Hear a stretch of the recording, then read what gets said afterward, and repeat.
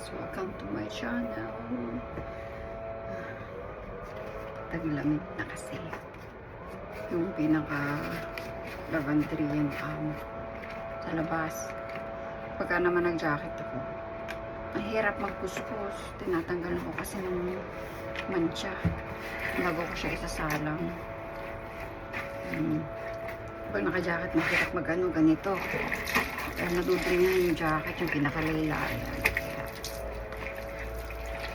nakahanap ako ng paraan. Yan. At least nilalagyan ko na ng likuran ko ng iwas lamig. Dahil winter ngayon. Buhay OFW. Talaga. Mga domestic helper.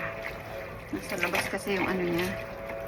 Yung pinaka ang tawag sa kanila dito sa Italia, lavanderia. Yung kung saan ka naglalaba. Dito yung washing machine. Walang ano. Walang sara.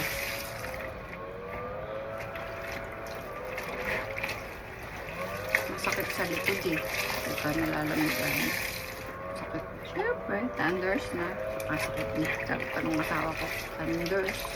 Tata-thunders na raw. Kulit din yun. Yun guys, itong buhay natin. Magna 19 years na akong ganito ang sistema. Yan, nakakita ko ng mas maano. Hindi masyadong hassle. Kasi pag naka-jacket, hassle. So, pag lalaba. Salang na naman tayo. Pangalawang salang.